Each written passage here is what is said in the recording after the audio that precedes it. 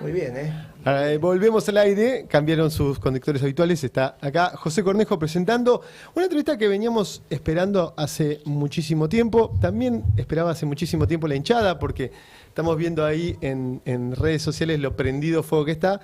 Le damos la bienvenida al compañero Guillermo Moreno, que nos vino a visitar a Gelatina. Bienvenido, Guillermo. Gracias por la invitación, es un placer, la verdad. Qué bueno, y estuve viendo, porque para armar la entrevista me ayudó, Santiago Sorey, que fue parte también de este encuentro. Me ayudó el mismísimo Pedro Rosenblatt, que también me mandó preguntas para discutir. Pero vas siempre al frente, vas mucho a entrevistas. Antes eras como así un personaje misterioso que nunca aparecía en medios, y ahora de golpe estás en todos lados. Sí, porque siempre mi generación es una generación de proyectos colectivos. No había proyectos individuales porque te mataban. Entonces, directamente. Claro, ¿qué sentido tiene que vos hagas proyectos individuales si mañana no estás más? ¿Pero vos fuiste montonero o no? No. Esas son de cosas que hay que... Nosotros todos son fuimos de la gloriosa juventud peronista. Estas son las historias. Eso es lo único que yo vi en televisión que dijo sí fue Patricia Bullrich. Bueno, si conocen a otro, díganlo, yo no conozco a nadie. Con lo cual a mí me parece que esas son historias que en el medio del peronismo nosotros fuimos la juventud peronista. En esa juventud peronista, que era obviamente como nos organizamos todos, no estaba la juventud secundaria peronista, ni la BUEN, ni la JUB, era juventud peronista. Te estoy hablando de mi época del Mariano Moreno. Entonces, ahí lo que vos tuviste es la concreción de que esto lo resolvemos entre todos, no lo resuelve nadie. Como hombre del proyecto colectivo, lo que hiciste fue cuando te dijeron que no era tu momento de hablar, porque el que conducía te dijo vos jugás de 5 y la prensa se maneja de esta manera, ningún inconveniente, si yo nunca me dediqué a juntar votos. Claro. El problema es cuando la socialdemocracia se apropia de nuestra causa. Cuando la socialdemocracia se apropia de nuestra causa de la misma manera que se había apropiado del radicalismo, hay un problema. Porque en realidad con este show de que pertenecer es un esquema distinto, ¿viste? Si vos pertenecés tenés chofer, tenés alfombra. Si sos funcionario estatal. Bueno, pertenecer, yo llamo a eso pertenecer. Bien. Si vos pertenecés, vivís de una manera, si no pertenecés, vivís de otra. Entonces los muchachos se desesperan por pertenecer y todos empiezan a estar bajo el influjo de la socialdemocracia. ¿Y por qué? Y ahí, entonces, muchachos, nos toca salir. El peronismo, ¿viste? Te toca salir. Vos no te olvides que Macri hace un viaje muy interesante a Davos, que va con alguno de los nuestros y dice, poniéndole el dedo en la cabeza, acá está el que va a presidir. Así que Massa, claro. Claro, acá está. Bueno, yo en ese momento salimos a hacer la segunda afiliación más importante en la historia del movimiento nacional justicialista. La primera la hizo Perón en los 70. Ese es un cuento extraordinario que hacen los muchachos de aquella época, son los mayores, los que hoy tienen 70, 70 y pico. Entonces, dice que lo fueron a ver a Matera. Matera era el delegado de Perón. Matera, un neurocirujano, tipo de estos prohombres del peronismo, lo atienden allá por Recoleta con sus guantes blancos, viene el mayordomo y pone la bandeja para que vos pongas tu tarjeta de plata. Y llegan los compañeros ahí, entonces le habían preguntado a Perón, dice, llévele las afiliaciones a Matera, que para eso que está Matera. Van, primera reunión, lo que sea el mayordomo, y le dice, bueno muchachos, ¿a qué vinieron? Dice Matera. Le vinimos a traer las afiliaciones. Y le dice, bueno, déjenla ahí en la mesa del living. A ver. Le dice, no, doctor, dice, hay un camión lleno de afiliaciones. Y sale al balcón y ve el camión y dice, ¿qué hacemos con todo eso? Bueno, eso fue cuando el peronismo salió a afiliar, una cosa extraordinaria. De esa primera afiliación extraordinaria, la segunda, no estaba sacando las del 50, ¿no? Está esta que hicimos en el 15, en el 16, en una campaña que la tomaron los compañeros. Yo lo único que hicimos fue ir a 678 y decirle que lo íbamos a peronizar. Y ahí el que, claro, viste que 678. Y estaba Barragán, se llamaba. Barragán, claro. Sí, y Barragán dice, ya había asumido Macri, ¿no? Y era diciembre del 2015. Y entonces le digo, bueno, entonces te afilio a vos, primero te afilio a vos. ¿Se afilió Carlos? Sí. Y entonces ahí empezó la hinchada a aplaudir y se armó un show que no lo querían acompañar al principio, porque estaban con esa estupidez del tercer movimiento histórico, que es una estupidez que se viene repitiendo desde Alfonsín. Sí, bueno, pero Alfonsín, hasta te diría, como él es la primera intrusión que hace la socialdemocracia, tenía su lógica. Él decía, bueno, fue el irigoyenismo, fue el peronismo, y tercero es este alfonsinismo socialdemócrata. Bueno, eso en el año 85, que ganan las elecciones, vos te despertaste al otro, 83 gana, estoy hablando del 85 cuando gana la de medio término. Legislativa. Claro, a vos aparecés, sí, porque en esa época era de a tercio, eran 6 años de mandato. La primera legislativa de diputados y concejales y demás, lo que te aparece es toda la ciudad y el país inundado de pasacalles, que era una originalidad de los radicales, porque no teníamos plata nosotros para hacer pasacalles, era una originalidad de ellos. Después me enteré que los había hecho hacer Moró y demás. Con el tercer... Leopoldo Moró. No Santoro, porque todavía se ve que era pibito, pero si no estaría ahí Santoro también. Con ahora el tercer movimiento histórico. Y uno se los quedaba mirando y decía, estos radicales, otra vez. Ahora, el problema no es eso, porque se tenían derecho de plantearlo. El problema fue cuando las fuerzas nuestras, entre comillas, empezaron a hablar de tremenda estupidez. Cuando el peronismo se socialdemocratiza. Y claro, y empiezan a hablar de tercer movimiento histórico, y después, que esto tiene una continuidad intelectual, porque esto arranca, y que vos, ahora viéndolo a la distancia, obviamente que en el momento, pero esto arranca con el cambio del gabinete del 13, ¿no? Esto arranca con Foster, arranca con Laclau, arranca con la hegemonía de Kicillof en economía dentro de los jóvenes, porque ya se había muerto Hein. Hein era el ala... Iván Hein, claro. Él era el ala peruca, por eso lo mandaron a trabajar conmigo y con Beatriz Paglieri. ¿Y cómo se llevan? Bien, y duró una semana, y después se fue a Montevideo en la primera misión, tuvo... Bueno, el pibe se muere... Y ahí se desequilibra la balanza, y el economista que queda... Ahí había dos visiones. A mí cuando se me presenta Kicillof, me trae, qué sé yo, viste todos esos libros que hizo, yo lo digo, ponelo ahí. ¿Pero lo leíste a Kicillof? ¿Qué es Keynes? Hacer monografía sobre Keynes. ¿Y Keynes no compartís puntos de vista? Bueno, te cuento. Dale. Entonces se sienta, me dice, bueno, te traje los libros ahí. Bueno, listo, déjalos ahí, que yo los miré un poco el adelanto sobre Keynes. Y entonces se sienta y le digo, vos sos marxista, ¿no? Sí, me dice, por eso escribí sobre Keynes.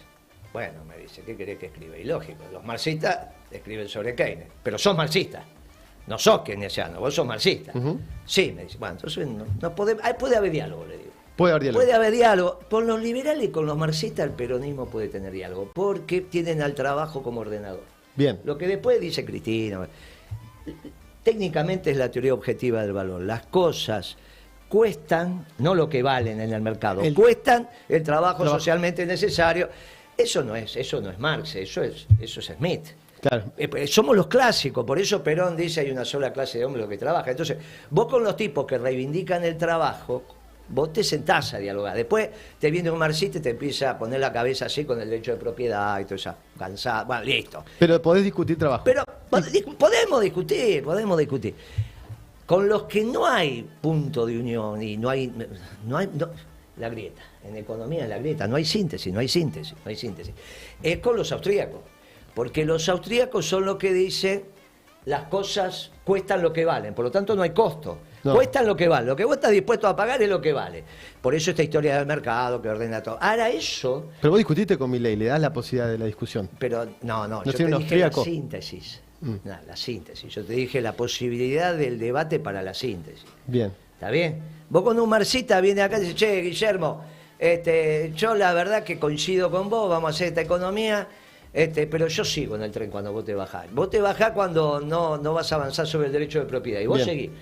Listo, no hay ningún problema. Hasta Villaliza vamos. Bueno, vamos juntos. O quizá no exista algo más. Un día se lo dije al Pollo Sobrero que ya se cortó los rulos. Viste que no lo reconoce. Parece el de UPCN, parece Rodríguez. Cuando vos lo ves de lejos, parece el Centauro Rodríguez. No te ahorras nombres en esta entrevista. Bueno, ¿y por qué? No, me parece bien. Yo lo veo, estábamos en Crónica, uno del otro lado, y digo, ¿pero qué vino? El Centauro, digo yo, qué raro el Centauro en Crónica. Y era el Pollo. Digo, ¿qué hiciste con las mechas? Si eso te identificaba, vos ahora vas a perder la fuerza, como Sansón. Claro. ¿La perdió o la tiene? No lo sé. La perdió. No sé. a mí me cae simpático. Entonces una vez le dije, yo con el Pollo podemos caminar, lo que pasa que él quiere llegar a Luján, y yo le dije, yo me bajo en Moreno, por obvias razones, Claro, en Moreno claro. se baja en Moreno. Y entonces, sí, es verdad, él se baja en Moreno, yo sigo hasta Luján. Si es que el tren sigue, le digo. Si el tren no sigue, queda todo en Moreno. Hasta ahora nunca llegó a Luján. Bueno, por eso, nosotros nos quedamos donde nos quedamos. Pero podés discutir alguna cosa, debatir, podés integrarlo. Y a los liberales, mirá, yo me acuerdo que una vez hicimos una con los muchachos, estaban muy mal, la que era la papelera Mazú, no sé si te acuerdas. Mazú, claro. Claro. Y entonces, estaba mal, los muchachos habían hecho una campa en la puerta, me llama Quilmes, me dice, solucione ese quilombo. Bueno, hicimos una cooperativa, hicimos papelera Quilmes, bueno, no importa. Pero estaban los viejos laburantes de Mazú, y me dice, ¿sabe cómo lo extrañamos a ese viejo? No, se murió hace mucho. Dice, ¿sabe cómo lo extrañamos? Y le digo, ¿qué pasaba? Y el viejo venía a las 5 de la mañana y no entraba por adelante, entraba por atrás. Entonces el tipo entraba por atrás y saludaba a todos los trabajadores. El viejo era el dueño Mazú. Claro, el viejo Mazú, sí, no el de la UIA, el viejo Claro. Mazú. Y entonces decía, te miraba a los ojos y se daba cuenta si tenías un problema. Y si tenías un problema te llevaba a la oficina y decía, ¿qué tenés? ¿El cumpleaños al piba? ¿Qué te pasa? ¿Quién está enfermo? Toma la plata y después me la... Estos tipos que defendían, Di Teller era igual. Después tuvo estos dos, Torcuato y Guido, bueno, eso es otra historia, uno se dijo, pero el viejo Di Teller, Perón lo agarró y le dijo, viejo, ¿podés hacer los caños para el ducto? Dijo, sí, bueno, ponete a hacer porque vamos a hacer el gasoducto de Comodoro Rivadavia de Buenos Aires. Y después lo llamó a la Petrona, porque las mujeres no sabían cocinar con la cocina a gas. Usaban la cocina universal, para ustedes esto es la prehistoria, pero a carbón, a leña. Entonces la llamó a Petrona y le dijo, bueno, Petrona, a ver, vamos a hacer los programas de cocina. Y eso empezó en el peronismo, Petrona y Juanita. Claro. A la Juanita, en la década ganada, hicimos un programa de cocina que salía por Canal 11, en el noticiero, porque ¿qué nos había pasado? Se había perdido la costumbre de comer las menudencias. Entonces no se comía más, claro, no se comía más arroz con menudencia de pollo. Vos con el mondongo podés hacer unas milanesas, unas empanadas de pollo que ni te cuento, vos no te das cuenta. Te hago una llamadita. Igual a mí me encanta el Mondongo, soy fanático. Pero cuando llamás la década ganada 2002-2012, Sí, quiero preguntarte un esto año de transición y después viene Kicillof. porque quiero después discutir sobre el ciclo Sí, 2000-2012. Sí. Bien, entonces, la socialdemocracia ganó la agenda, volviendo al principio de la pregunta. Y vos, como nadie sale a discutir la democracia... En el 16 con Macri, en el 15, el primer acto lo hago el 15 de diciembre en La Plata, del Bien. 15. El primer acto lo hacemos con 60 muchachos en La Plata, donde le digo, esto termina muy mal.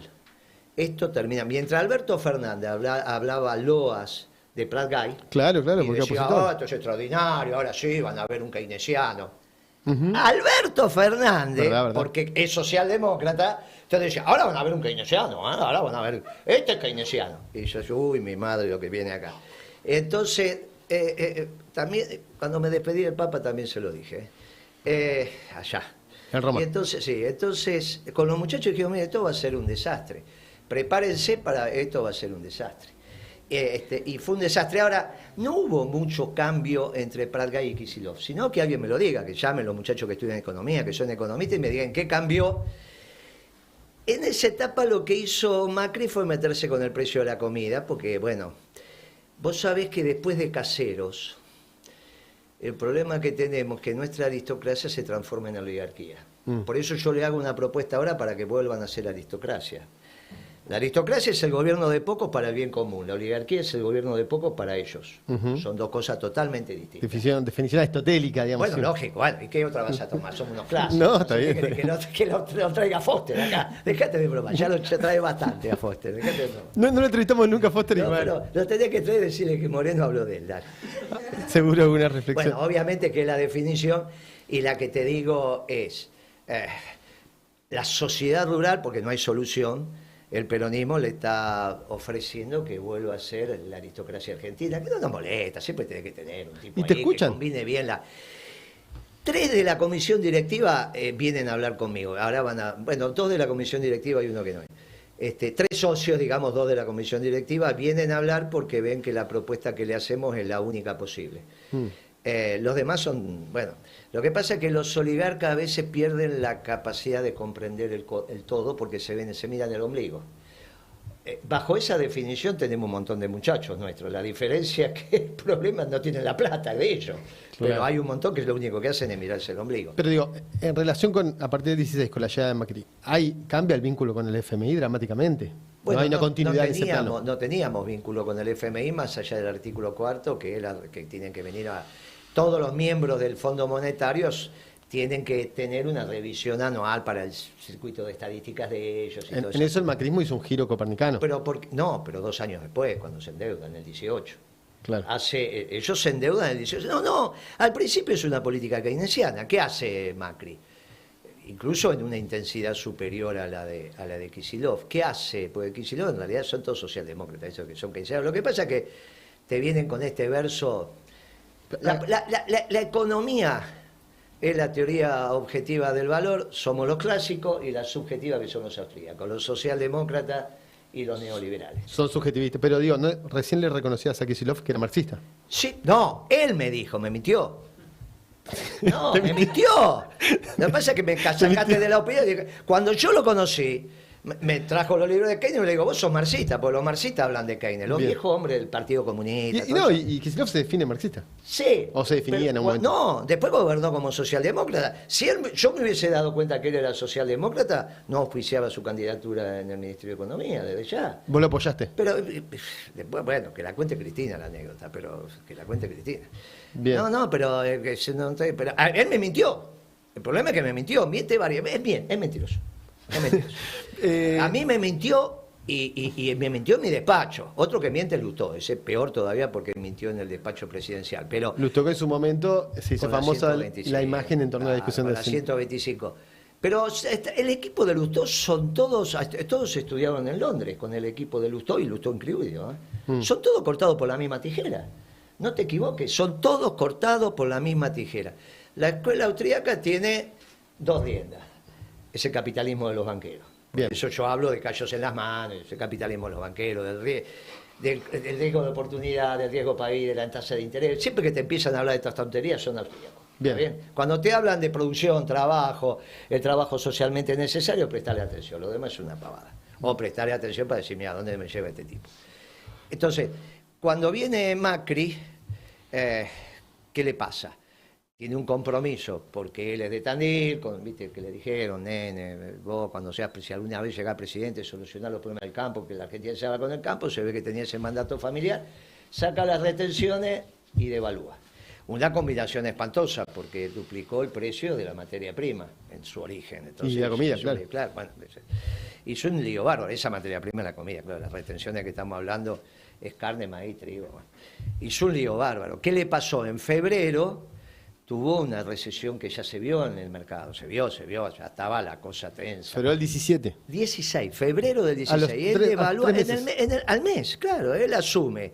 Para fin de diciembre devalúa, enero se ajustan los precios, febrero tenés un lío bárbaro en el mercado. Claro. Se le cae la economía como un piano, llama al ministro de Economía, le dice, viejo, empieza a gastar porque la economía se me cae.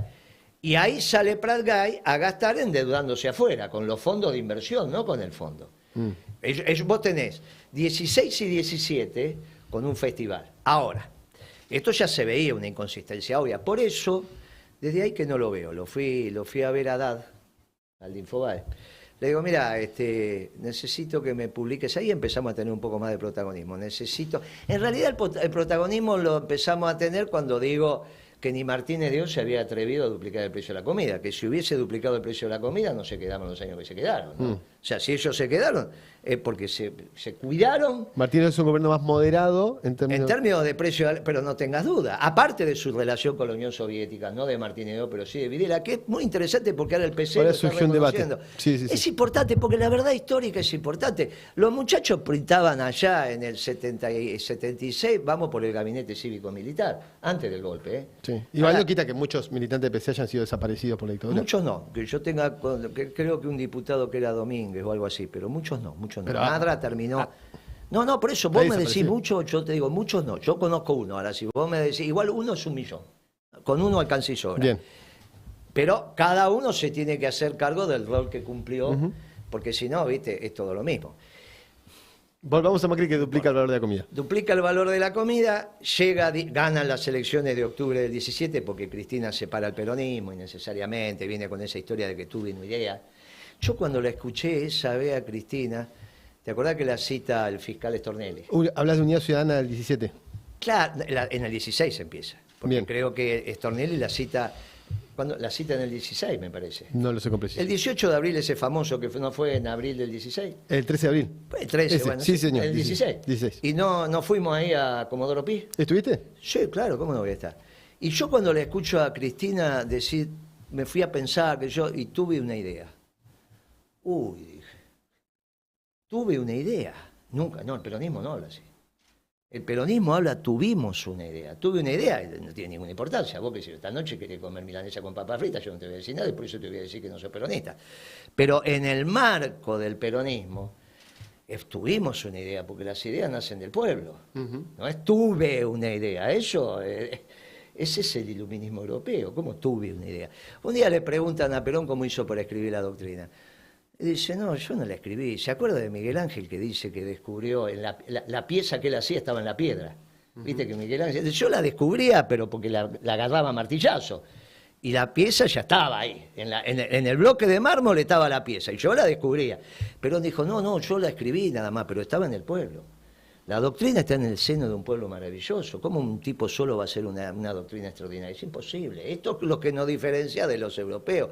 Cuando vos sos realmente popular, tenemos una idea, muchachos. Es como Maradona, que hablaba en tercera. Sí, claro, siempre se habla en tercera. El peronismo habla en tercera. Pero vos no hablas en tercera, Moreno, dices Moreno. No, ¿cómo no? Siempre. Cuando hablo del proyecto nuestro, hablo en tercera. Cuando me hago cargo, porque el que tiene que ir preso soy yo. Claro. Yo todavía el otro día Clarín me pidió 6 años. ¿Cuándo fue? El jueves.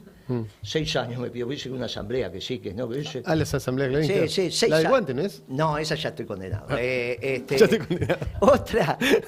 Otra me mandaron 6 años. Le digo, che, loco, no aflojan uno. Me parece un montón. Excesivo. 6 años. Si por meterte un tiro acá, creo que son 10. Y ellos me dicen 6. Che, aflojen un poco. Bueno, no importa, que hagan lo que tengan que hacer. Está bien. Ayer fui a La Nación, ¿no? Entonces un reportaje que hicieron. ¿Quién te entrevistó? Era hasta acá, Pi no sé cuánto, un pibe bien interesante. Y me sentaron así también, como una cosa así, me hacían las preguntas de ayer, yo contestaba, parecía... ¿Interrogatorio? Sí, pero no, muy bien. Y cuando llegamos al tema de papel prensa, le digo, pero vos estás de acuerdo conmigo, porque yo defendía la plata del Poder Ejecutivo que finalmente expresa el Estado. ¿No? Porque no tenemos ley, gracias a Dios. ¿No? Claro. Esa es la diferencia. Entonces, y Mañeto defendía la plata de él. Vos sos La Nación, ¿no? Mañeto sería un oligarca, según el planteo no tiene tierra, no tiene tierra. Pero defiendes... No son los dueños de tierra, no son los dueños de la solo tierra. tienes un... No, yo dije la sociedad rural, con mucha precisión. No, porque decía, gente rica que solo defiende sus propios intereses. No dije bien, rica. Gente con tierra. No, yo no dije. El gobierno oligarca es el gobierno de pocos para ellos, esto definido. ¿Y no entraría a la categoría Mañeto para vos? No, si no tiene tierras. No, tampoco Roca, tampoco Madane. Los dueños de la tierra, Perón lo definió con precisión los oligarcas. Hay una canción ahí que pueden poner oligarca, no. Bien. No, Perón lo definió bien clarito. No son los ricos, el peronismo no tiene ningún problema con los ricos. Y si los oligarcas pasan a ser... no hay ningún problema, yo no... Lo único que tienen que decir es, mire muchachos, nosotros vemos las sociedades de poco, pero es para el bien común. Bueno, nos vamos a encontrar en el bien común. Yo voy a misa semanal. El Papa también lo eligen poco. Es un gobierno aristócrata, el del Vaticano. El otro interviene el Espíritu Santo, ¿no? Bien. Pero él tiene 2 mandatos.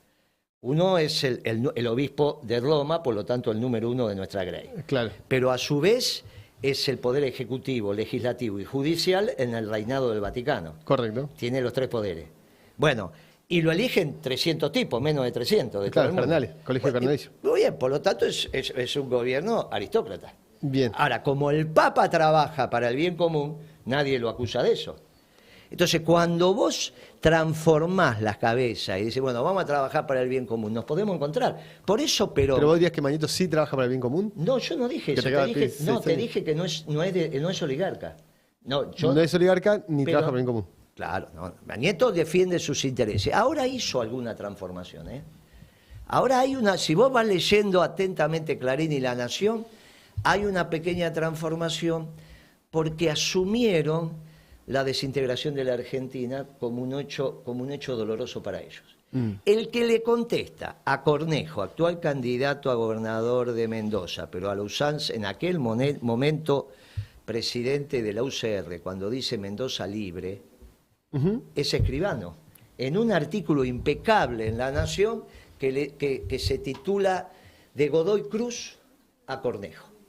No le contesta a Cristina, no le contesta a Alberto, le contesta a Escribano. Y ya en el año 2001 La Nación tuvo una actuación interesante en la unificación de la Argentina. Vos imaginate que teníamos varios ejércitos, varias monedas, ya se había desintegrado la educación argentina. Teníamos 2001, claro, varios ejércitos. Y sí, teníamos varios, todavía no se había solucionado, sí, teníamos. Todos los elementos que hacen a la unidad nacional, ya estaba el correo en manos de Macri, todos los elementos que hacen a la unidad nacional para el 2001 estábamos complicados. Nosotros tuvimos problemas, incluso hasta Kirchner, ¿te acordás que Kirchner descabeza el ejército y tuvo? Sí, hubo momentos, claro. Por eso, imagínate el 2001, no, teníamos.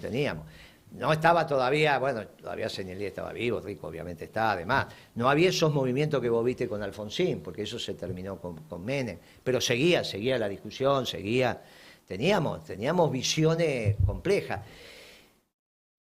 Mirá, me acuerdo de una comisión del Senado que presidía Capitanich de Asuntos Institucionales, donde había entrado una posición de Romero, el que después acompañó a Menem, en la fórmula donde planteaba la escisión del Norte Grande. Lo mismo que plantea Cornejo ahora, para Mendoza lo planteaba para el Norte Grande. Nadie se quería hacer cargo de la pobreza del Gran Buenos Aires. Nosotros fuimos con un grupo de compañeros, Capitanich dijo, ese tema no se trata. Porque fuimos a decir, mire, ese tema no se trata, no se puede tratar la desintegración de la Argentina, termínenla con esa, de la misma manera que se lo digo. ¿Y Capitanich acompañó eso? Sí, total. No, dijo ese capitán, no, ese tema no se trata. ¿No? Me inquieta un poco que llevamos casi media hora y no puedo llegar al corazón de una pregunta. Todavía no salimos. Cuando se mete con el precio de la comida, con ese esquema oligárquico, lo instruye a Prat Gay que reactive la economía. Y lo que hace Prat Gay es ir al mundo a endeudarse para gastarlo en el Estado, una estupidez mayúscula. Él, en el 8 de diciembre del 17, con un grupo de colegas, ahí habíamos quedado que lo voy a ver al Infobae, a Haddad, y le digo, 10 días antes, mira, voy a hacer un artículo, necesito que me lo publiques el 8 de diciembre. Le digo, pues me dice, ¿por qué el 8 de diciembre? Porque esto va a terminar muy mal y yo necesito poner la Argentina bajo el manto protector de la Virgen. Me dice, bueno, te lo publico el 8 de diciembre, mándamelo tal día. Lo firmamos con Chaliú y con Carboneto hijo, el mayor de los Carbonetos varones, digamos, que Carboneto ya falleció, uno de los maestros del peronismo, ¿no? Sí, Carboneto, claro. Seti, Curia, en términos económicos. Y donde le decimos al pueblo de la patria que el 18 se pudre todo. Y el 18, lo dijimos el 8 de diciembre, después que ellos acababan de ganar las elecciones. Claro, venían las legislativas. Claro, del 30 de octubre que pierde Cristina porque divide el peronismo con esa historia en Comodoro Pi cuando dije tengo una idea, ahí nos desviamos. Porque yo empecé a decir, ¿cómo un peronista va a decir tengo una idea? Ahí yo me agarré la cabeza y dije, uy, ¿qué le pasó a Cristina? Tengo miedo de que nos vayamos por una vertiente y no pueda llegar a la pregunta que quiero hacerte, pero tiene un rol Randazzo ahí. Randazzo me parece que Randazzo está en el peronismo, ¿no? Pero jugó a perder en esa jugada, a partir. No jugó, pero fue el partido. No, él es el partido justicialista, Cristina hizo Unidad Ciudadana. ¿Cómo Randazzo? O sea, el que se quedó tiene la culpa. Pero que estamos todos locos acá. Yo no tengo nada que ver con Randazzo, es un chico que es medianera de por medio con Mañeto. Viste, cada vez que me llamaba, yo juntaba los dólares de a 5 millones y él gastaba de a 500. Che, lo apagué. Lo están llamando por todas las declaraciones que están haciendo, lo están llamando en este momento. Yo lo apagué, pero entonces, ¿sabes qué? Estaba apagado y lo me vieron qué hice, pero me iban los ganchos. No, estaba apagado y lo mandé. Te salto la pregunta porque tengo mucho miedo de quedarme sin cosas. ¿Cómo? Me parece que quedemos claro que el que se fue es el que parte, porque si el que se queda no puede partir, es un problema lógico. Bueno, me parece que el partido es muy importante, pero también es muy importante dónde está la mayoría del pueblo peronista y la mayoría del voto. Eso también tiene que ser. Pero se podría haber quedado. ¿Para qué se fue? Se podía haber quedado, como no se podría haber quedado y listo. Si quién le iba a discutir que era la dirigente más importante. Más, creo que hoy nadie discute que en términos individuales debe ser la que más votos tiene. Cristina, en términos individuales, es la que más votos Sí, tiene. el problema es si es peronista, no si tiene los votos. No estamos discutiendo si tiene los votos, estamos discutiendo si es peronista. Bueno, Es duro, pero estamos discutiendo esto. Yo vamos. empecé a decir, alguien en el 16 que dice, tengo una idea, dije, oh. Bueno, pero está bien. No, porque ya venía Foster, venía Kicillof, venía esto, venía aquello, venía... Uf. No sé si va a llegar, pero bueno, la primera pregunta que yo creo que es quería hacer dos preguntas, creo que la segunda no sé si va a llegar. La primera es... Vamos a hacer multiple choice, entonces dame las respuestas y yo elijo. No. Hacé la pregunta y la respuesta. Y yo elijo y vamos, dale. que me parece que es que venías bien encaminado igual, pero el tema de inflación, que es cómo se salió de... ¿Lo construyó Macri o lo construyeron los propios errores de los gobiernos, nuestros propios gobiernos kirchneristas? Ahora, ¿cómo se sale de esta situación? Bueno, sí, no hay ningún... ¿Cómo se sale salimos? Muy fácil, muy fácil, muy fácil. ¿Muy fácil? Sí, es muy sencillo. Ya lo hicimos y lo volvemos a hacer, es muy sencillo.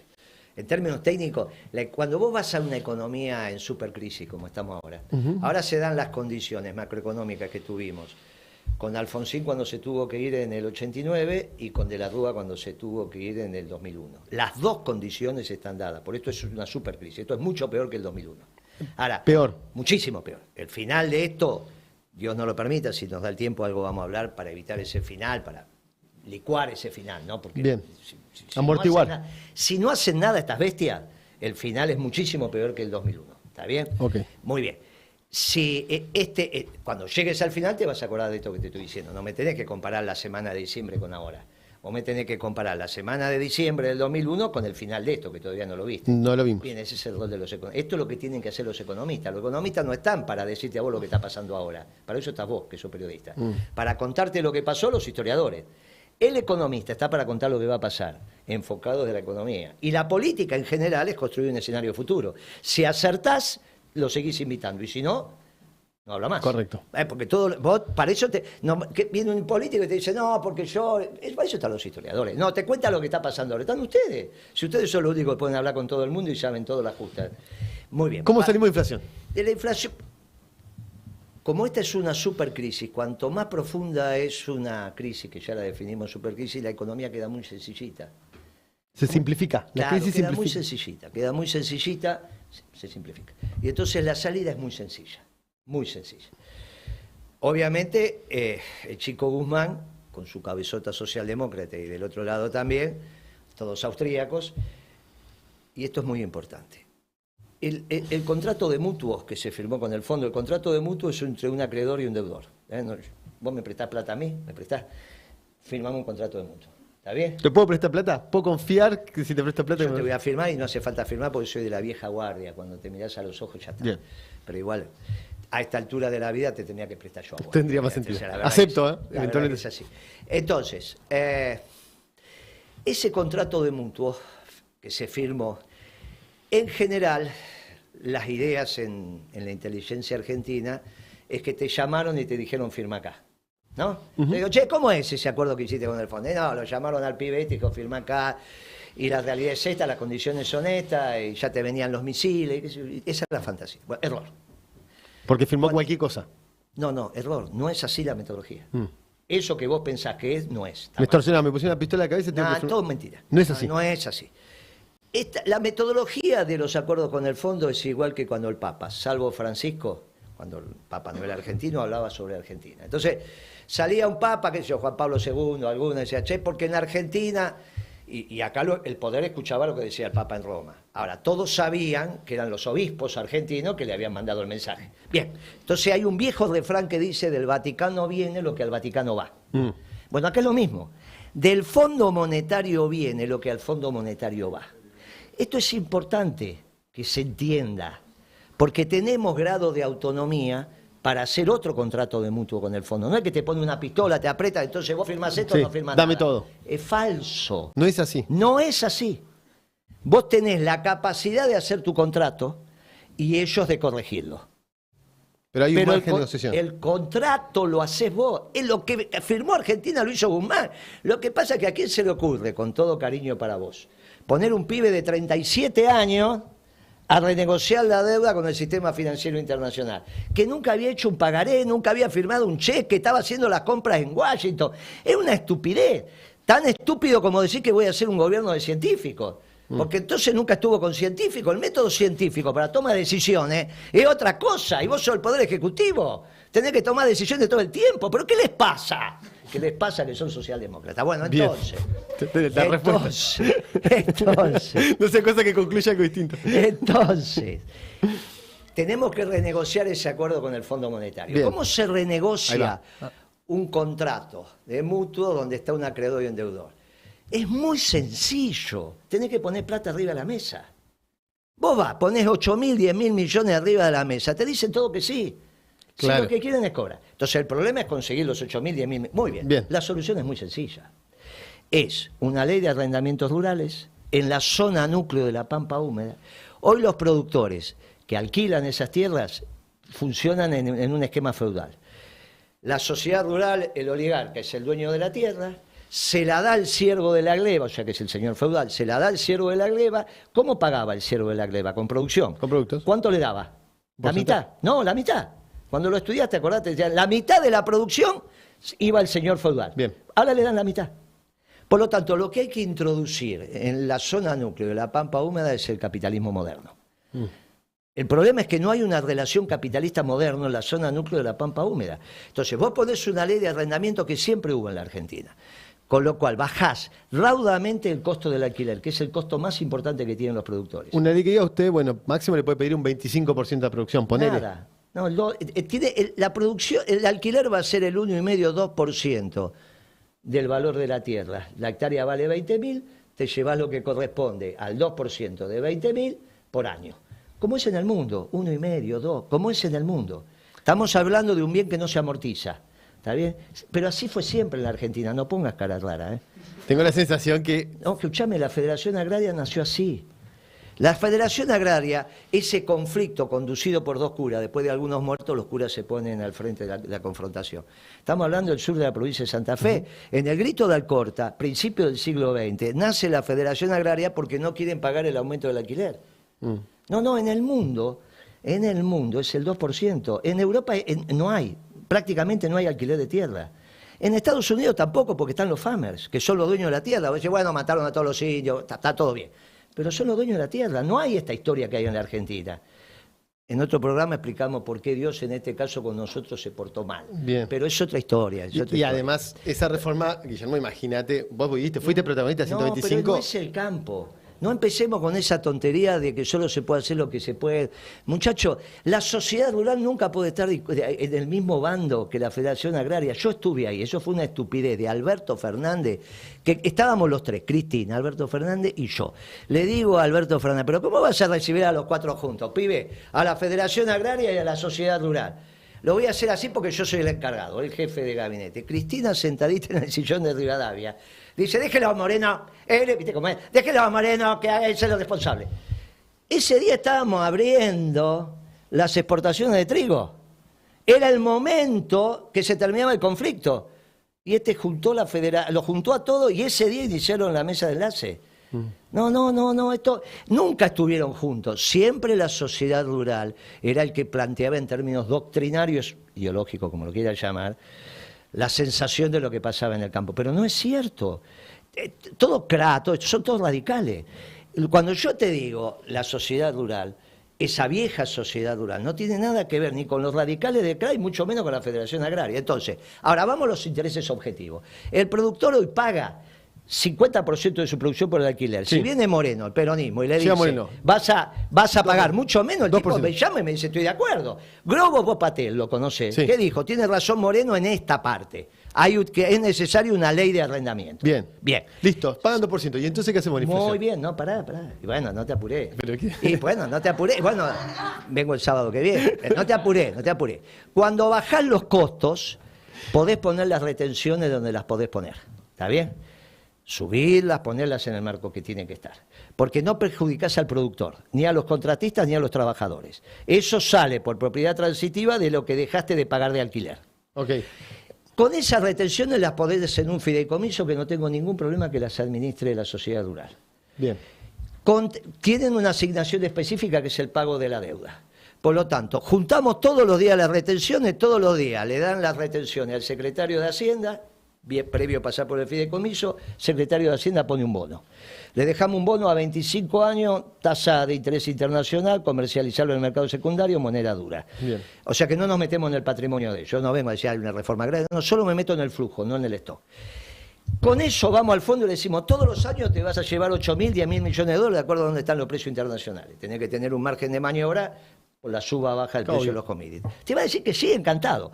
Ahí vos te sacás, y si le estás pagando, ahí vos te sacás las condicionalidades. ¿Por qué este acuerdo tiene condicionalidades? Porque no se sabe quién pone la plata. Cuando no se sabe quién pone la plata, es que la pones vos, la pone el pueblo, no te lo pueden escribir. Los jubilados van a poner esto, los pensionados esto, los periodistas van a poner esto van a poner esto. Como eso no lo pueden escribir, porque son socialdemócratas y tiran la piedra y esconden la mano. ¿Quién devaluó en enero del 14 en la Argentina? Enero del 14, no el 16. No, cuando asume Axel Kicillof. ¿Quién devaluó? Fue durante la gestión económica de Axel. ¿Quién devaluó? ¿Quién? ¿Quién estaba? ¿Y Cristina? Bueno, Cristina. ¿Y quién era ministro de Economía? ¿Y Axel? Muy bien, Axel Kicillof. Sí. ¿Y por qué le echaron la culpa a Aranguren? Que era el presidente de Shell. Mirá cómo te quedaste. Pero pero sobre la discusión, de hecho, sobre la devaluación de 13 tenemos artículos 14. escritos, de 14, y ¿Pero tenemos por qué además... le echaron la culpa a Aranguren? ¿Sabe por qué? Porque tiran la piedra y esconden la mano. Porque son así. Entonces, no son peronistas que vamos de cara al sol. Bien. ¿Entendés? No son. Nosotros venimos aquí de cara al sol, viejo. Pero, caminando por la vereda de la luz, no por la vereda de la sombra. Pero Guillermo, ¿vos no estabas de acuerdo con devaluar en esa Pero época? ¿cómo voy a estar de acuerdo con devaluar? Digamos, Le dije a él, no devalúe. ¿Sabe cómo me entero de la devaluación? Porque el mago Galucho, que le dicen mago, ¿viste que le dicen mago a Galucho? No lo sabía. Sí, le dicen el mago Galucho. ¿Sabe por qué?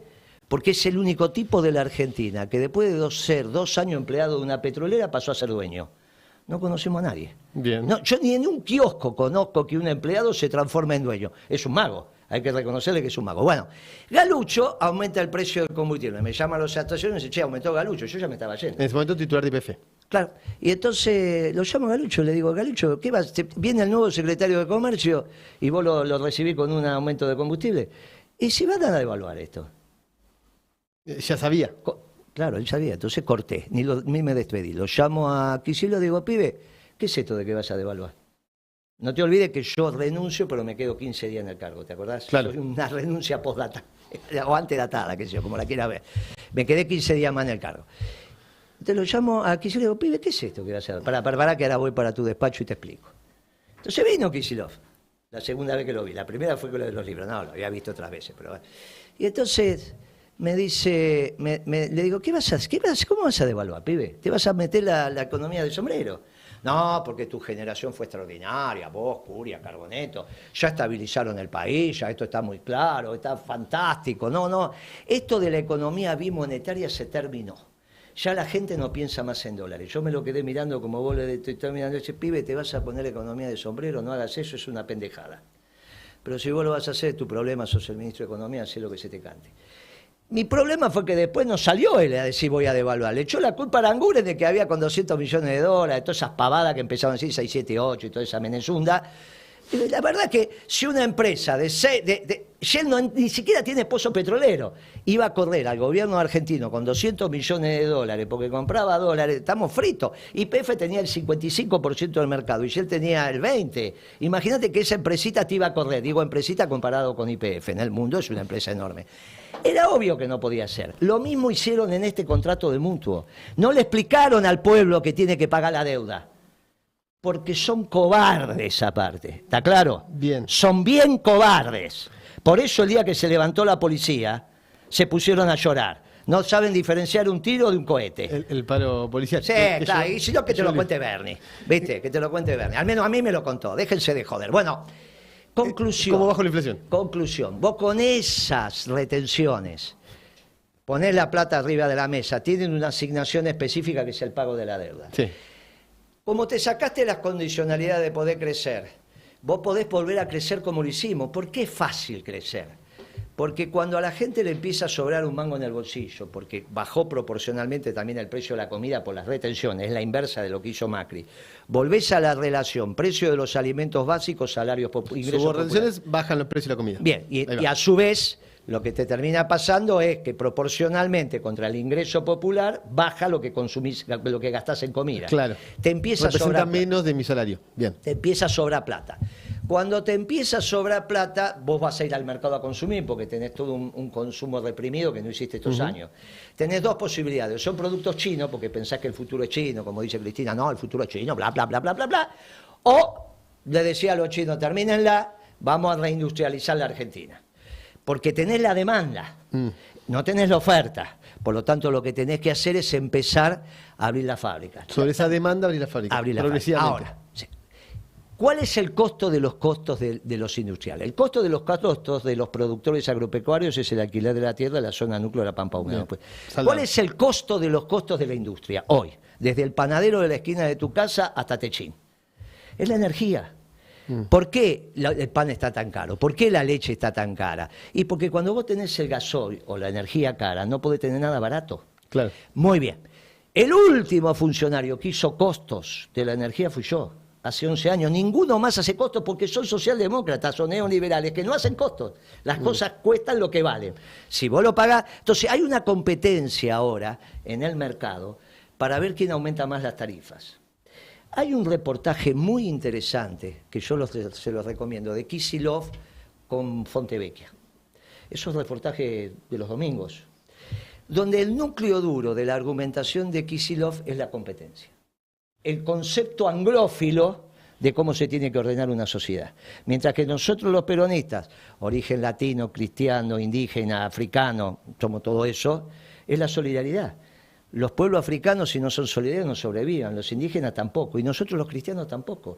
Decimos, no, muchachos, nosotros somos la sociedad de las hormigas, nosotros no somos el león que mata al cachorro león porque no quiere competencia, macho, viste que lo mata, lo tiene que cuidar la madre. Nosotros somos las hormigas, que nosotros somos una sociedad justicialista, por eso hablamos de la patria peronista, que no es la de los conceptos anglófilos, no es menor que los neoliberales y Kicillof tengan el mismo ordenador de la sociedad que es la competencia. Yo entré un día a una reunión, estaba otra ministra, estaba Kicillof, alguna más, y estaban hablando que tenían que cerrar Techín, el acero y el aluminio, porque estaban muy caros. Y yo decía, pero ustedes están locos, estos somos peronistas, ¿cómo? ¿Qué están locos ustedes?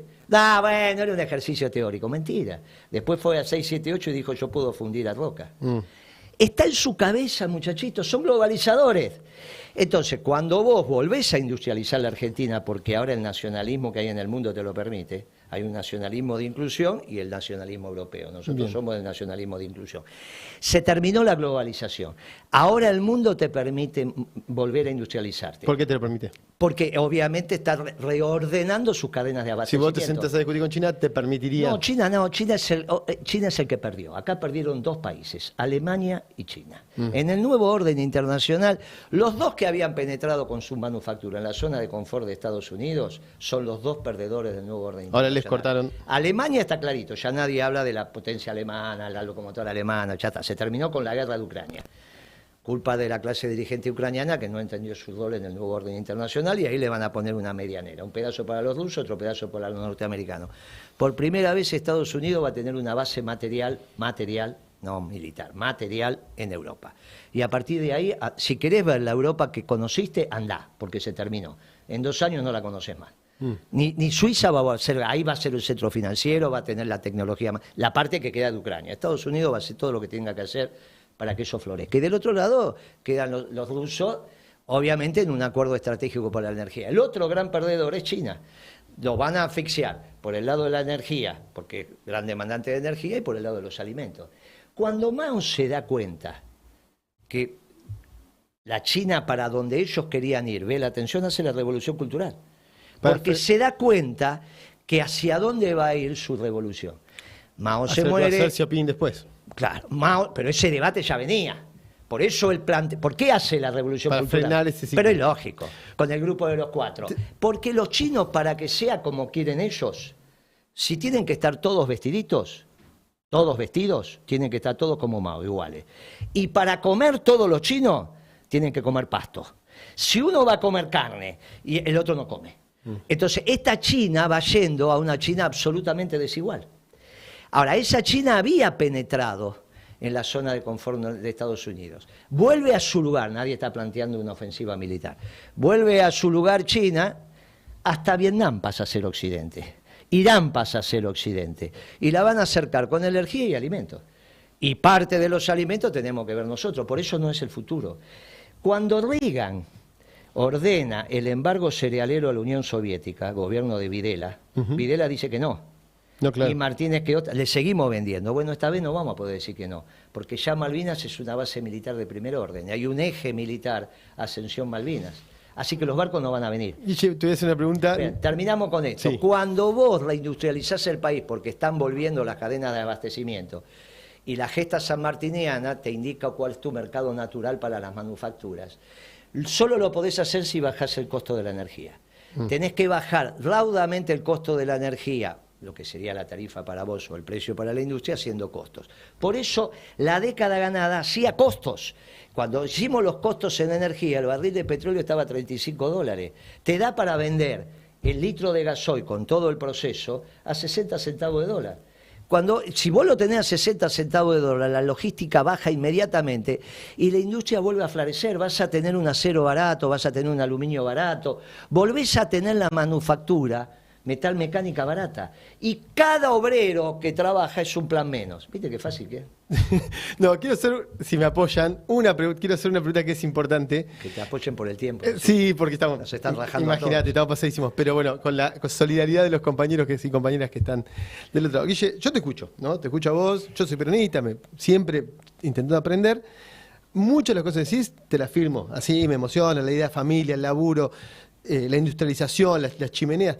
Pero cuando te escucho también lo que siento es que hay una crítica muy dura contra el mismo kirchnerismo del que vos fuiste parte, aunque haya cambiado, pero... No, yo no cambié, ellos cambiaron. Yo fui parte de un gobierno peronista. Kirchner a mí me decía, no dice kirchnerista para bajarnos el precio. Bien. ¿Por qué me vas a bajar el precio? Estoy de acuerdo, pero hay un electorado peronista masivo, vos reconocías recién que la principal figura es Cristina Kirchner, que cuando sos tan críticos sin matices, con Cristina o con Axel... Me parece que en algún punto al mismo electorado kirchnerista le cuesta identificarse con vos, aunque su... No tengo problema. No tengo problema. Si yo tengo que separar esta basura de gobierno del peronismo, si no me arrastra el peronismo. Yo salgo a hacer lo que hay que hacer, porque si no se me termina la causa y me muero de tristeza. Hasta te diría que es un tema egoísta. Con los compañeros de nuestra generación que nos juntamos, esto es una basura. Y esto hoy estás peor que con Macri. Había que hacer un esfuerzo enorme. Ahora, el problema es cómo le explicaba al pueblo peronista que esto no es peronismo. Entonces yo tengo que hacer lo que tengo que hacer. Ahora, de la misma manera te digo cómo se soluciona también en lo político. Tiene que venir Cristina, decir, hace 10 años que le vengo pifiando. Sí, 10 años, la década perdida es culpa de Cristina. Muy bien, ¿qué tiene que hacer? Es culpa de Cristina. No solamente, me parece que un conjunto de actores... o sea, la década ganada de ella y la perdida no. No, creo que vos fuiste parte de la década ganada. Muy bien, entonces la diferencia es el equipo que ella tenía. Tenía un equipo peronista, le fue bien, tenía un equipo socialdemócrata, le fue mal. Entonces lo que tiene que hacer ella... Y coincido con vos, porque empezamos diciendo que lo relevante no son las personas. Ahí va. Muy bien, entonces, ¿qué tiene que hacer Cristina? Tiene que decir, muchachos del peronismo, elijan un candidato. Yo lo voy a acompañar. Y nosotros, los peronistas, como hicimos siempre, le vamos a poner el manto protector. Ahora, tiene que hacer esa declaración de que vamos a acompañar al candidato peronista. Bien. No que empiece a quedar... No... Y que deje de hablar de economía. O vos te pensás que cuando se juntaba conmigo me enseñaba economía. ¿Pero qué les pasa? Bueno, pero está bien que tenga definición. Ahora, yo te hago la última pregunta. Cierro con esta. Que hable tonterías. No está bien, hermano. No está bien. Hay que decírselo. Está mal lo que dice. Nosotros gobernamos con superávit fiscal. ¿Cómo no va a haber relación entre el déficit fiscal en la Argentina y la inflación? No, claro. Pero entonces... Pero pará, yo tengo esta pregunta. Guille, crisis total, situación, digamos, ya el enfrentamiento con Alberto es máximo. Cristina... Muchos dicen que no, pero vamos a suponer que sea candidata a presidenta. Puede pasar, ¿sí? Sí, puede pasar. Viene, manda a un secretario, Guille, quiero que sea parte del gobierno. ¿Aceptás? No es así. ¿No funciona así? Pero claro que no, vamos a discutir el plan económico. Y, bueno, y yo lo hice. Me siento y hablo con vos del plan económico. ¿Venís? Y entonces viene el peronismo. Bueno, ¿Y entonces qué importancia tiene ella? Ni Moreno, ni nadie. Si vuelve al peronismo, el peronismo gana las elecciones. No tengas duda. El peronismo hoy está en condiciones de ganar las elecciones. Yo te di mi receta, vos pones otra y también la puedo aceptar.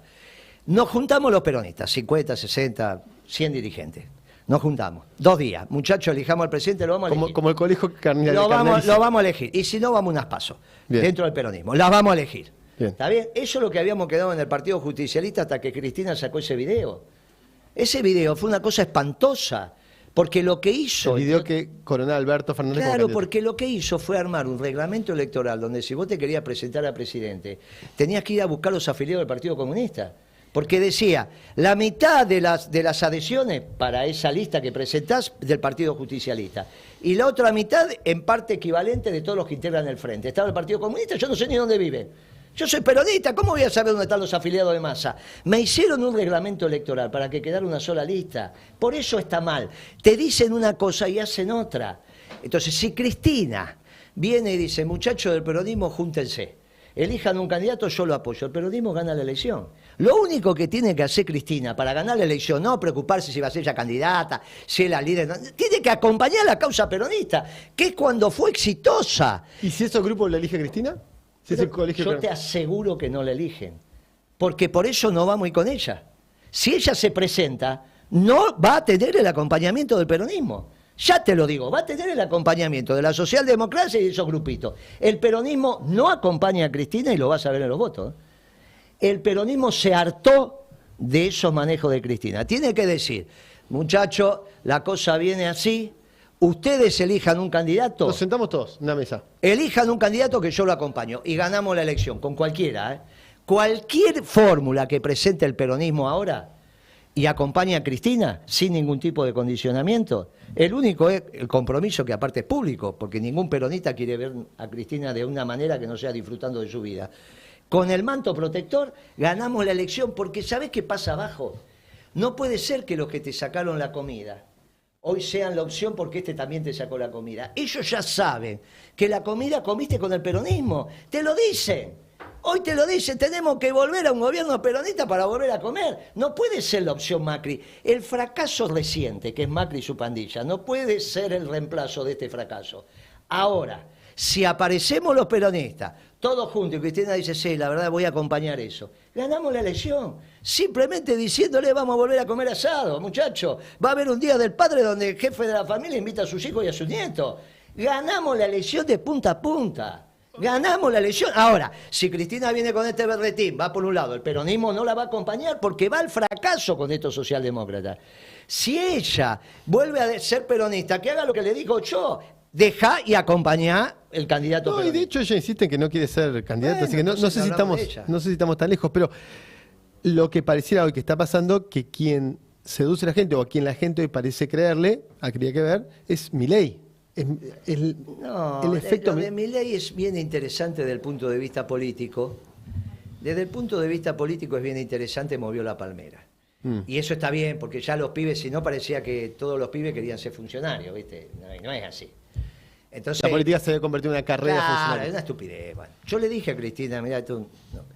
Le dije, mire, está metiendo usted los pibes en el Estado, se equivoca, metámoslo en las empresas del sector privado. Deme una lista de 200 que yo los meto a todos, no hay ningún problema. Hablo con los muchachos, lo van a incorporar encantados. No, hay que el Estado. Empezó con esa historia del Estado. El Estado te puso la cabeza así.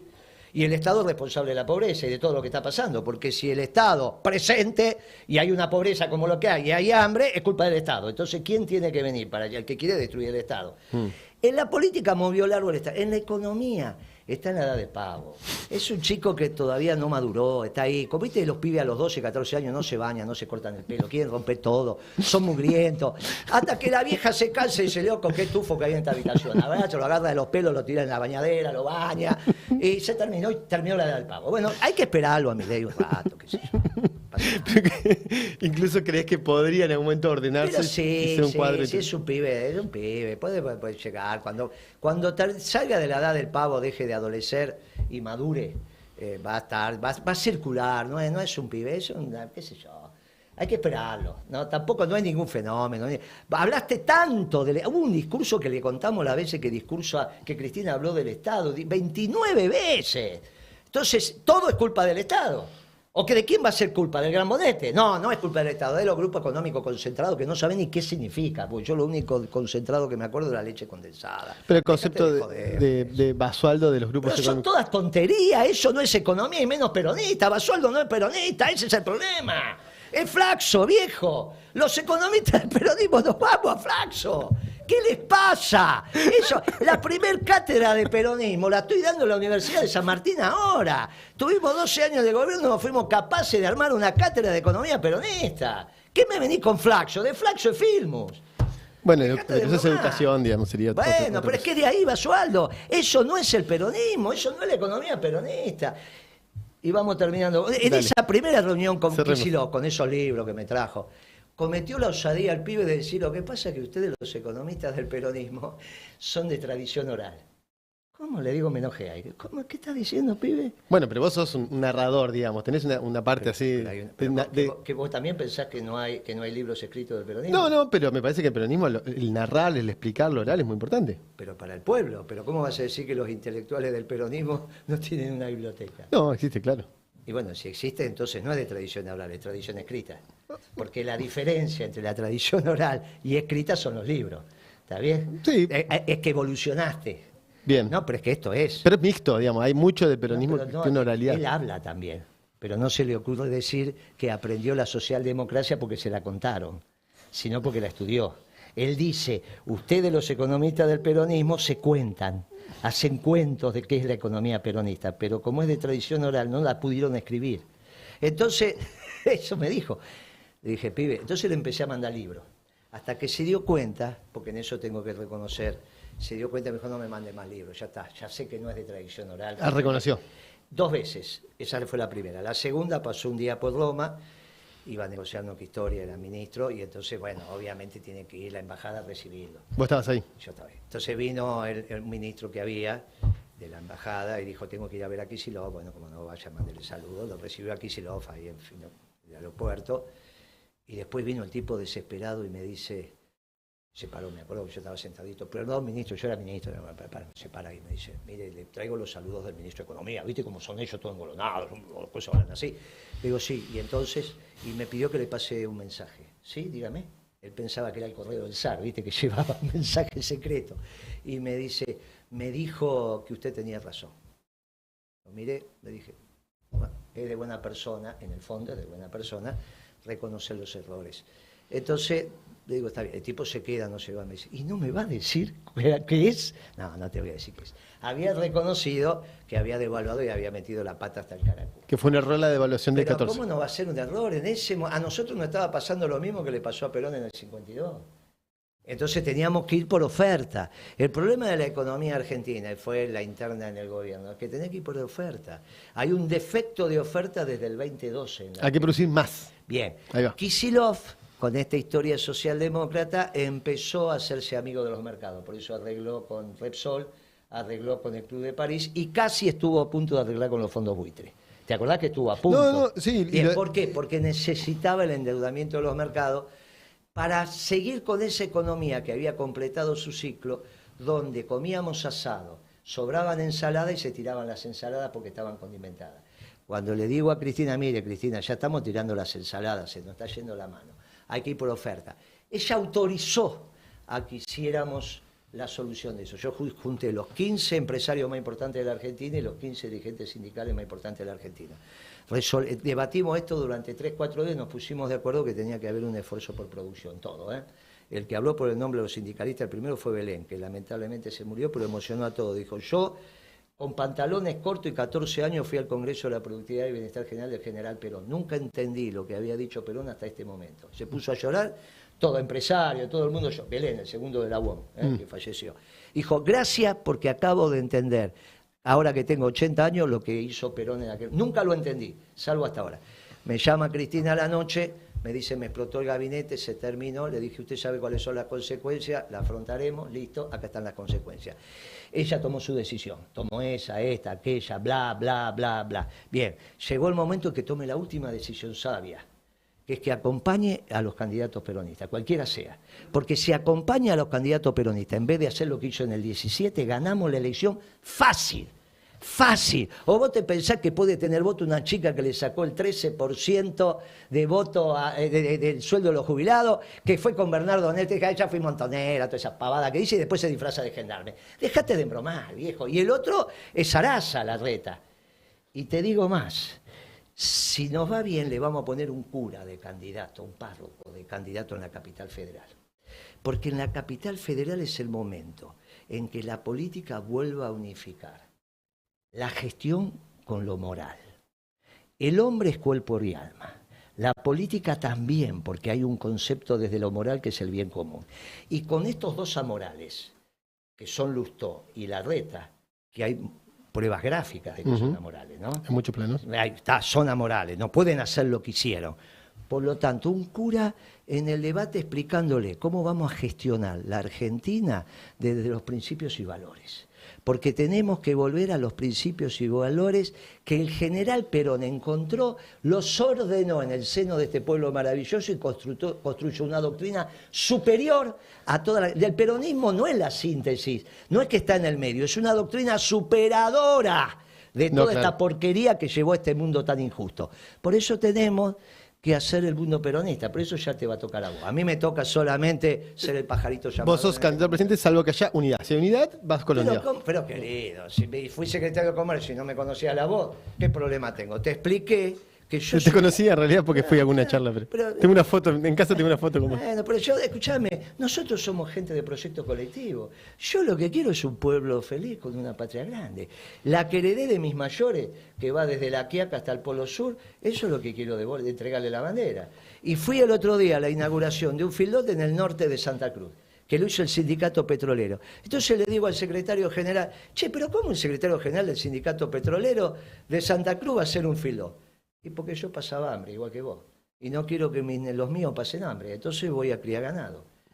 Y nos dimos un abrazo. Y hoy está en Clarín. Una cosa extraordinaria. A ninguno se le ocurrió hacer un filón en Santa Cruz, salvo un dirigente sindical bien peronista. Somos el futuro, viejo, olvídate. Quédate tranquilo.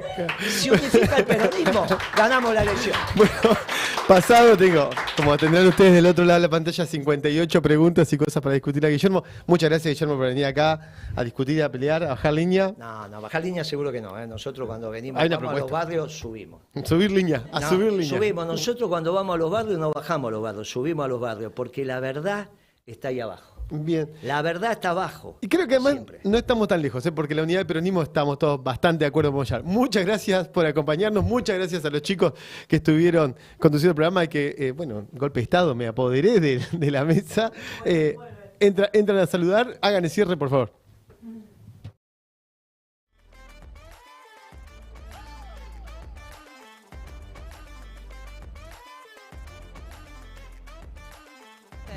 En WhatsApp y yo tengo stickers tuyos. Tipo, Agustín, cada vez que se porta mal, le pongo el tuyo que es usted socialdemócrata. ¿Vos usás tus stickers? No, la verdad que no. Son muy buenos. Tenemos políticas y valores. Son muy buenos. Usted es socialdemócrata. Es muy bueno. Es muy bueno eso. Bueno, sí, yo creo que transitamos un momento. Nosotros ya dimos vuelta el codo, estamos en los 100 metros finales. A mí me está acompañando Valdés, está Fabio, somos todos muchachos grandes y muchos pibes. Y sí, capaz que ustedes lo pueden validar, lo que me dicen los pibes nuestros, que se juntan a escucharlo a Milei y a Moreno, digamos, las mismas tribus se juntan. Y eso habla de que en los borders algo tenemos que decir, pero nosotros somos borders en lo político, pero somos muy racionales en lo económico, por eso hicimos la década ganada. Y esto hay que entenderlo. El día que yo lo conocí a Kirchner, en la casa de Santa Cruz, en una reunión que había hecho Susana de Civia, había 10, 12 compañeros más, que fue en febrero del 2003. Kirchner todavía tenía la influencia del cabalismo, porque eran 90, venía de los 90. Y entonces estaba el debate ahí sobre si la convertibilidad había colapsado, porque había déficit fiscal o porque había déficit en el sector externo, que la economía no generaba la cantidad de dólares suficiente. Los economistas peronistas obviamente estábamos con el problema del sector externo. Y vos fíjate que hicimos nosotros una economía donde nunca tuvimos problemas en el sector externo, salvo cuando el mundo nos cambió después de la revolución energética norteamericana. Era un tipo que conducía de verdad. Y para conducir de verdad hay que escuchar. Hay que escuchar al pueblo, hay que escuchar lo que te dice. Un día me pregunta Cristina, ¿cuál es la diferencia entre cómo conduce Kirchner y conduzco yo? Porque yo no puedo hacer los partidos de fútbol que él hacía los viernes a la noche con el Negro Moyano y el Gui. Yo soy mujer, me dice. Le digo, ¿sabe que ese no es la diferencia central? Claro que es una diferencia ser hombre o mujer, pero no es. La diferencia fundamental es que él hablaba al final y usted habla al principio. Y cuando usted habla al principio se llena de alcahuete. Entonces, ¿cómo son las reuniones? Vos te sentás, llama a los funcionarios, y se sienta a la cabecera y dice, tengo una idea, suponete. En la primera que habla, que ya sabemos quién es, le decía, bárbara esa idea. Y qué bien que te maquillaste hoy, ¿eh? Y la camisa te queda bárbara. Se terminó la reunión, se llenó de alcahuete. En cambio, Kirchner nos dejaba pelear. Incluso a veces que nos paráramos y nos agarrábamos. Y después se decía, bueno, ya está. Si iba a ser pis. Pero más de una vez. O sea, se iba a ser pis, porque siempre te tomaba una decisión. Y venía y decía, bueno, la decisión es así. Se ve que iba al baño, qué sé yo. La decisión es así. Y a partir de ese momento nos damos la mano todos y estaba tomada la decisión. ¿Y cuál era la sabiduría? La única sabiduría que tiene que tener un presidente, la única, no tiene que ser el mejor intelectual, no tiene que ser la más linda, no tiene que ser la que mejor se vista, porque para todo eso están todos los demás. Tiene que ser la que no se equivoca cuando tiene malas decisiones.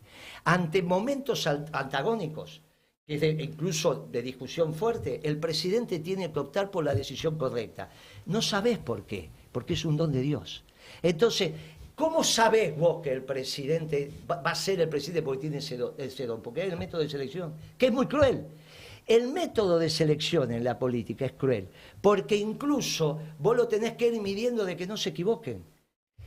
Cuando vos en la aeronáutica le das un avión de caza que vale $200 millones a un piloto y que el tipo te puede estrellar ese avión, cuando están los que seleccionan, que son los brigadieres, una de las preguntas que se hacen entre ellos es si el tipo tiene suerte. Porque si no tiene suerte, no le dan el avión. Porque cuando vos estás allá arriba y aterriza, tenés que tener algo de suerte. En la política es lo mismo. Vos tenés que elegir al tipo, a la mujer, que no se equivoca, no que sea el mejor médico, la mejor arquitecta, el mejor economista, para eso estamos todos los demás. Vos tenés que tener ese don de no equivocarte en la decisión. Kirchner lo tenía. Cristina vivió del capital que se acumuló. Y en un momento el capital se acabó. Empezó a tomar decisiones y construyó la década perdida. Es triste decirlo, muy triste decirlo, sobre todo para mí, porque laburamos muy duro para la década ganada y no quedó nada. De la década ganada no quedó nada. La década perdida, como siempre pasa, te llevó todo lo de la década ganada. Queda nada más la posibilidad de que vengamos acá a decirle, mire muchachos, que se puede volver a hacer. Y es muy fácil hacerlo, ¿eh? En 6 meses te damos vuelta al país como un guante. Capacidad instalada, máquinas, saberes. No, pero aparte porque sabemos lo que hay que hacer y nos unifica la doctrina. Lo único que tiene que hacer Cristina es acompañar al candidato que elija el peronismo. Y ganamos las elecciones y todo esto es una anécdota. Si toma la decisión de separarse, porque qué sé yo, porque sé cuánto, porque la exige, el peronismo no la va a acompañar. Prepárate para años muy difíciles. Pero tenemos la obligación los peronistas de que sobreviva el peronismo. Porque ese gobierno o eso que plantea Cristina también es un fracaso. Tanto fracaso que no tiene ministro de Economía. El ministro de Economía de Cristina es Massa. ¿De qué estás hablando el gobierno de Cristina? El gobierno de Cristina es Massa. Si tuviera un economista y un equipo y supiera lo que hay que hacer, ¿no sería Massa el ministro de Economía? Esa es la máxima derrota que tuvo en su proyecto. Por eso no puede ahora. No puede porque no tiene proyecto. El proyecto de Cristina lo está objetivando. Es con Massa, ministro de Economía. No tiene nada que ver con la década ganada. No tiene canciller. No tiene. Por eso te digo, no hay solución. Es el dense marco, es el peronismo, elegimos los candidatos, Cristina acompaña y ganamos la elección. Cerremos. Bueno, te vamos a volver a molestar porque el año es largo, ¿viste? El año es largo. Mi mamá, que estuvo muy activa en el chat, dice, tráiganlo el próximo sábado. Bueno, nos vamos. Avisos parroquiales. Pueden leernos entrando a www.agenciapacurondo.com.ar. Hay una gran entrevista también que le hemos hecho a Guillermo, que la pueden leer ahí. Hacemos todas estas cosas lindas que hicimos hoy porque Ustedes nos bancan, así que entren a www.gelatina.com.ar y nunca me sale bien cuál es la palabra, usted la dice mejor. Suscríbanse. Y suscríbanse, eso. Bueno, nos vamos, hasta el próximo sábado. ¿Puedo pedir un pedido de suscripción por parte de Mirta Legrand? No. Es como, queridos. Cornejo es como los que van, viste, al Starbucks y piden un café que dice Diego y el otro Maradona y van, quieren que lo llamen. Bueno, nos vamos a comer asado. Chao.